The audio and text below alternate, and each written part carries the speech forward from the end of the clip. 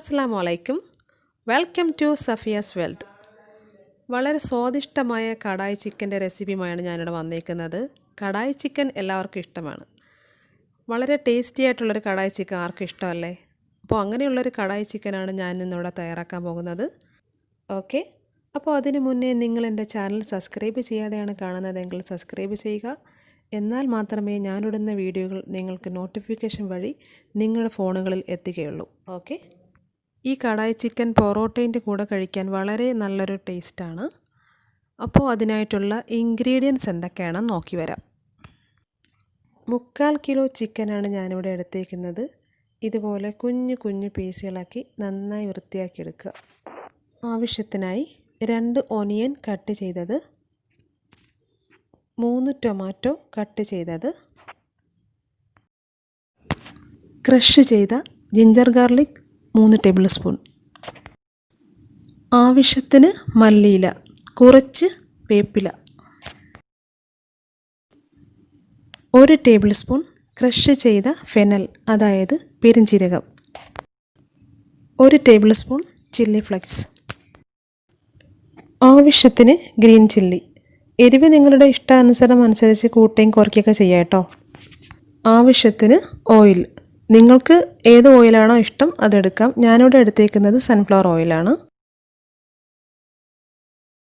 Chicken നന്നായി clean ചെയ്തെടുത്തതിന് ശേഷം നമുക്കൊന്ന് ബോയിൽ ചെയ്തെടുക്കാം.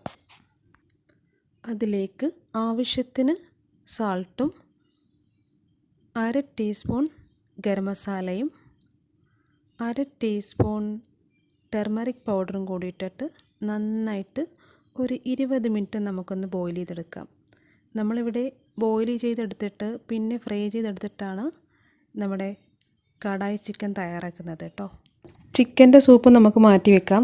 അത് ഗ്രേവിയിലേക്ക് ഒഴിക്കുമ്പോൾ നല്ലൊരു വെറൈറ്റി ടേസ്റ്റാണ്. അപ്പോൾ അത് മാറ്റി വെക്കാം. അടുത്തതായി മസാലകളൊക്കെ നമുക്കൊന്ന് ക്രഷ് ചെയ്തെടുക്കാം. 1/2 ടീസ്പൂൺ ഫ്രൈഡ് കൊറിയാണ്ടർ, 1 എഗ്ഗിൻ്റെ യെല്ലോയും കൂടി ഇതിലേക്ക് ആഡ് ചെയ്തെടുക്കാം കേട്ടോ.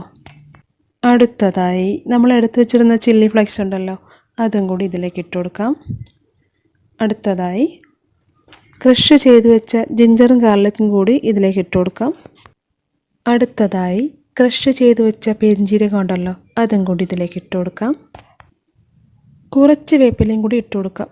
വേപ്പില ഫുള്ളായി ഇടണ്ട, ബാക്കി വേപ്പില മാറ്റി വെക്കുക, നമുക്ക് ആവശ്യമുണ്ട്. 2 ഗ്രീൻ ചില്ലിയും കൂടി ഇതിലേക്ക് ഇട്ട് കൊടുക്കാം. നിങ്ങൾക്ക് എരിവ് ഇഷ്ടമില്ല എന്നുണ്ടെങ്കിൽ ഗ്രീൻ ചില്ലി ഇതിലേക്ക് ക്രഷ് ചെയ്തെടുക്കാതെ റോസ്റ്റ് ചെയ്യുന്ന സമയത്ത് അതിലേക്ക് ഇട്ട് കൊടുത്താൽ മതി കേട്ടോ. 2 ടീസ്പൂൺ കോൺഫ്ലവറും കൂടി ഇതിലേക്ക് ചേർത്ത് കൊടുക്കാം. 1/2 teaspoon garam masala, 2 teaspoon pepper powder,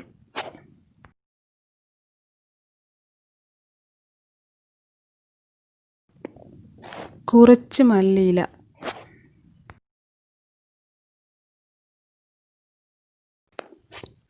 2-3 table spoon lemon juice. അടുത്തതായി നമ്മൾ നേരത്തെ എടുത്ത് വെച്ച ടൊമാറ്റോ ഉണ്ടല്ലോ, അതിൽ നിന്ന് കുറച്ച് ഇതിലേക്ക് ഇട്ട് കൊടുക്കുക. ബാക്കി നമുക്ക് ഗ്രേവിയിലിടാനായി മാറ്റി വയ്ക്കാം.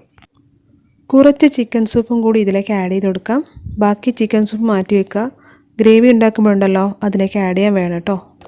1/4 ടീസ്പൂൺ വിനീഗറും കൂടി ചേർത്തിട്ട് ഇതുപോലെ നന്നായിട്ടൊന്ന് ക്രഷ് ചെയ്തെടുക്കുക. എന്നിട്ട് ഇതിൻ്റെ പകുതി മാത്രം ചിക്കനിലേക്ക് ഇട്ടിട്ട് നന്നായിട്ട് കൈ കൊണ്ട് യോജിപ്പിച്ച് വെക്കുക. പകുതി മസാല നമുക്ക് മാറ്റി വെക്കാം, ഗ്രേവിയിലേക്ക് ചേർക്കാൻ വേണം. ഗ്രേവിയിൽ നമ്മൾ വേറെ മസാലകളൊന്നും ഇടുന്നില്ല, ഇതിൻ്റെ ബാക്കിയാണ് ഇതിലേക്ക് ഇട്ട് കൊടുക്കുന്നത് കേട്ടോ. മസാലകൾ ഒരുപാടങ്ങ് നിറഞ്ഞു പോകണ്ട, ജസ്റ്റ് ഒന്ന് ക്രഷ് ചെയ്തെടുത്താൽ മതി കേട്ടോ. ഇതുപോലെ കൈ കൊണ്ട് നന്നായി യോജിപ്പിച്ചെടുക്കുക. എന്നിട്ട് ഒരു 3/4 മണിക്കൂർ നമുക്കൊന്ന് റെസ്റ്റ് ചെയ്യാൻ വെക്കാം. 3/4 മണിക്കൂറിന് ശേഷം ഒരു പാൻ അടുപ്പിൽ വെക്കുക. അതിലേക്ക് 3-4 ടേബിൾ സ്പൂൺ മിൽമ നെയ്യുണ്ടല്ലോ, അതിലേക്ക് ഇത് ഒഴിച്ചു കൊടുക്കുക. എന്നിട്ട് അതിലേക്ക് നമ്മൾ എടുത്തു വെച്ചിരുന്ന ചിക്കൻ ഉണ്ടല്ലോ, അതിലേക്ക് ഇട്ട് കൊടുക്കുക. കടായി ചിക്കൻ തയ്യാറാക്കുമ്പോൾ കുറച്ച് മിൽമ നെയ്യ് ഒഴിച്ച് ഫ്രൈ ചെയ്താലുണ്ടല്ലോ ഒരു വെറൈറ്റി ടേസ്റ്റാണ്.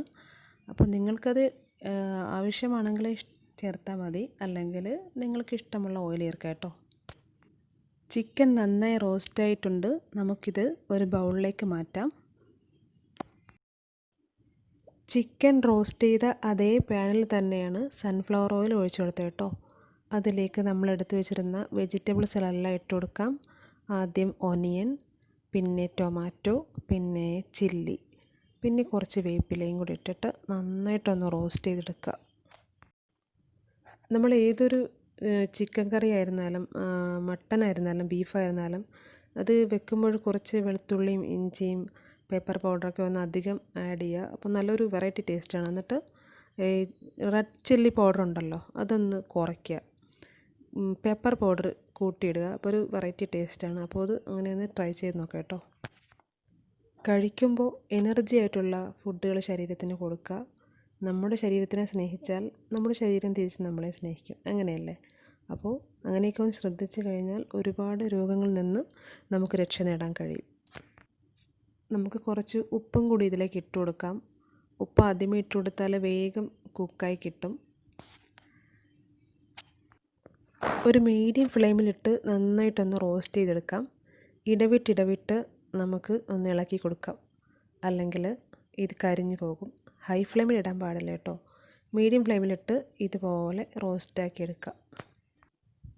ഇതുപോലെ നന്നായി റോസ്റ്റായി വരുമ്പോഴേക്കും നമ്മൾ എടുത്തു വെച്ചിരുന്ന ആ പകുതി മസാല ഉണ്ടല്ലോ, ചിക്കൻ ഫ്രൈയിൽ ആഡ് ചെയ്ത പകുതി മസാല, അതും കൂടി ഇതിലേക്ക് ചേർക്കുക.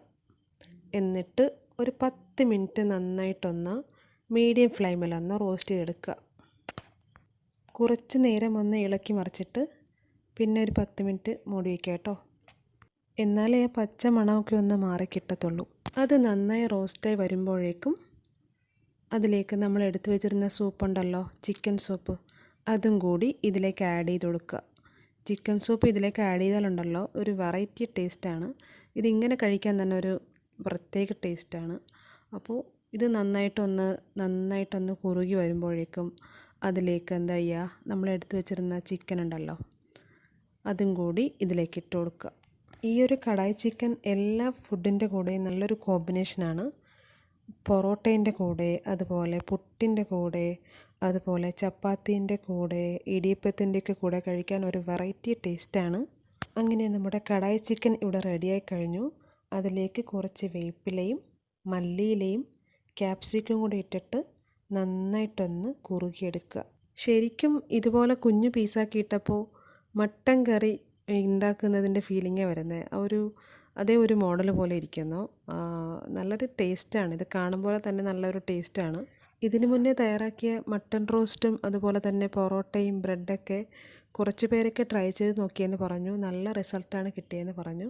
അപ്പോൾ നിങ്ങളൊന്ന് ട്രൈ ചെയ്ത് നോക്കാം കേട്ടോ. കഴിഞ്ഞു. അപ്പോൾ നിങ്ങൾക്ക് എൻ്റെ വീഡിയോ ഉപകാരപ്രദമായെങ്കിൽ ലൈക്ക് ചെയ്യുക, കമൻറ്റ് ചെയ്യുക, ഷെയർ ചെയ്യുക, സബ്സ്ക്രൈബ് ചെയ്യുക. പിന്നെ തൊട്ടപ്പുറത്ത് കാണുന്ന കുഞ്ഞ് ബെല്ലൈക്കനും കൂടി ഒന്നമർത്തുക. ഇൻഷാ അല്ലാഹ് മറ്റൊരു വീഡിയോയിൽ മറ്റൊരു റെസിപ്പിയുമായി നമുക്ക് വീണ്ടും കാണാം. Thank you for watching.